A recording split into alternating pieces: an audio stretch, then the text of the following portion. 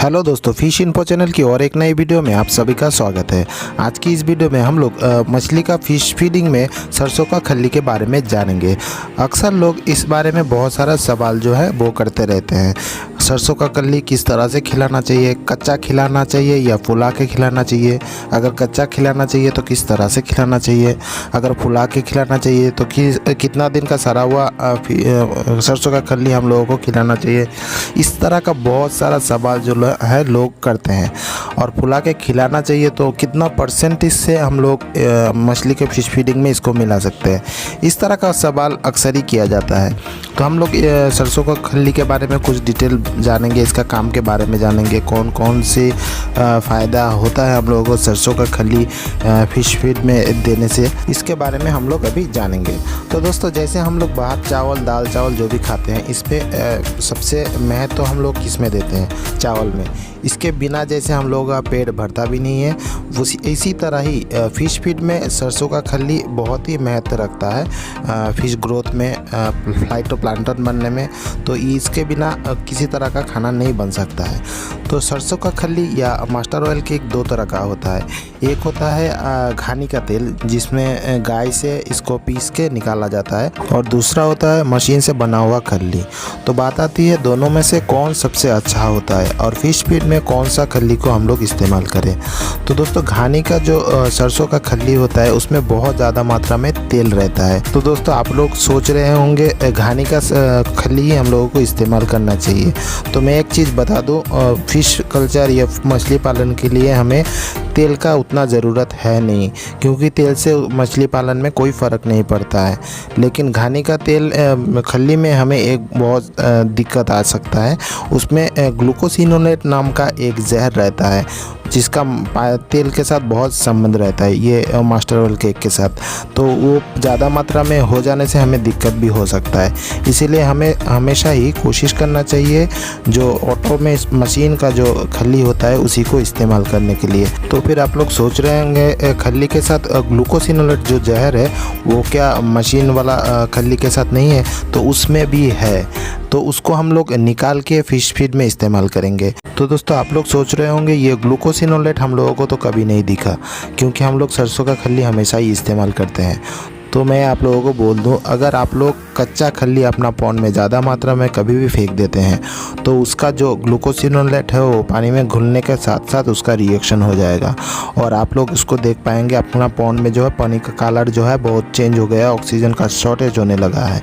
इसीलिए हमेशा कच्चा खल्ली से दूर रहें। आप लोग हमेशा खल्ली को फुला के इस्तेमाल करें। तो एक सवाल का जवाब यहाँ पर हम लोगों को मिल गया। अगर हम लोग कच्चा खल्ली का इस्तेमाल पॉन्ड में करते हैं तो हमें ग्लूकोसिनोलेट नाम का जहर का सामना करना पड़ सकता है।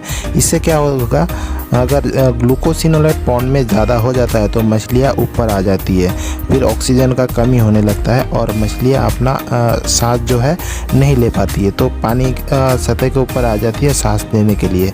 इसमें ज़्यादा मात्रा में अगर ग्लूकोसिनोलेट अपना पॉन्ड में मिक्सचर हो जाए तो आप लोगों का पॉन्ड का मछलियाँ इस तरह ऊपर आके मर भी सकती है। इसीलिए आप लोग कच्चा खल्ली का इस्तेमाल ना करें। तो दोस्तों, ग्लूकोसिनोलेट का और एक फ़ायदा भी है, उसका अगर आप लोग सही इस्तेमाल करना जानते हैं तो इससे फ़ायदा भी ले सकते हैं।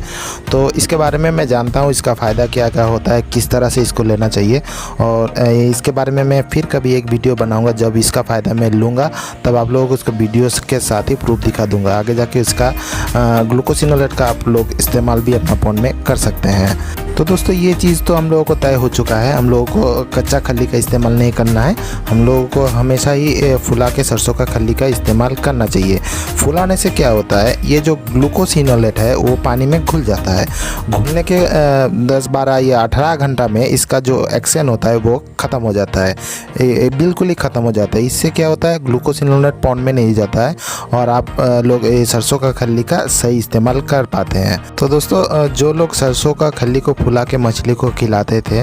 शायद ये चीज़ को नहीं जानते थे, लेकिन आप लोग अनजाने में ही इस जहर को मार के फिर मछली को खिलाते थे, इस खल्ली को। इसीलिए आप मछली जो है वो बिल्कुल ही सेफ रहता था। तो ये था एक रीज़न, जो नहीं जानते थे वो लोग तो जान ही चुके हैं। तो बात आती है अभी सरसों का खल्ली हमें कितना दिन फुलाना चाहिए। तो दोस्तों 18 से 20 घंटा तक फुलाने से ही इसमें जो है जहर निकल जाता है। लेकिन मेरा रिकमेंड है आप लोग कम से कम 3 दिन का सड़ा हुआ खल्ली का इस्तेमाल करें, क्योंकि यहाँ देखे 2 3 4 ही रखा हुआ है जिसमें हम लोग फुलाते हैं। फिर ये 3 दिन हो जाने के बाद इसको इस्तेमाल करेंगे और बगल में जो है उससे इस्तेमाल करते रहेंगे। सरसों का खल्ली के बारे में और एक चीज़ मैं आप लोगों को बताता हूँ। दोस्तों मछली पालन के लिए हमें सबसे ज़्यादा ज़रूरी होता है फाइटोप्लैंक्टन, जो मछली का ग्रोथ के लिए बहुत ही ज़्यादा ज़रूरी है। तो सरसों का खल्ली जो है वो 100% फाइटोप्लैंक्टन बनाने में मदद करता है। इसके अलावा दूसरा कोई ऐसा चीज़ है ही नहीं जो आप लोगों को इतना फाइटोप्लैंक्टन बना के दे। तो कभी कभी आप लोग देखेंगे अपना पॉन्ड में जो है पानी का कलर जो है एकदम सफ़ेद हो चुका है, उसमें फाइटोप्लैंक्टन बिल्कुल ही नहीं रहता है। इस टाइम आप लोगों को क्या करना है, ये सरसों का खल्ली जो है वो बोरी में भर के आप लोग अगर 2-3 बोरी पॉन्ड में गाड़ देते हैं और वहीं पे फूलने के लिए छोड़ देते हैं, तो उसमें फाइटोप्लैंक्टन जो है वो बहुत ही ज़्यादा मात्रा में बढ़ने लगेगा और 2 से 3 दिन में ही उसका पानी का कलर जो है एकदम हरा बन जाएगा। तो दोस्तों अभी आप लोग सोच रहे होंगे ग्लूकोसिनोलेट का क्या होगा, जो जहर है। तो मैं आप लोगों को बता दूं, ये जहर सूखा खल्ली में ही काम करता है। अगर आप लोग सूखा खल्ली को पॉन्ड में फेंक देते हैं तो ये जहर ज़्यादा काम करेगा, एक्शन करेगा। अगर बोरी में भर के बहुत कम मात्रा में आप लोग रखते हैं तो उसमें ज़्यादा एक्शन नहीं होने वाला है। और बोरी को आप लोग 2 से 3 दिन बाद ही खोलना और उससे निकाल के आप लोगों को फिश पॉन्ड में यूज़ करना है। अभी मैं आप लोगों को सरसों का खल्ली से ग्रोथ होने वाली मछली के बारे में बताता हूँ, जो सिर्फ सरसों का खल्ली के ऊपर जिंदा रहती है और फाइटोप्लैंक्टन के ऊपर ही जिंदा रहती है। वो है सिल्वर मछली। ये मछली को अगर आप लोग अपना पॉन्ड में पोसते हैं तो आप लोगों को ज़रूर सरसों का खल्ली का इस्तेमाल करना ही है, क्योंकि ये मछली दानेदार खाना का बिल्कुल ही नहीं खा पाती है।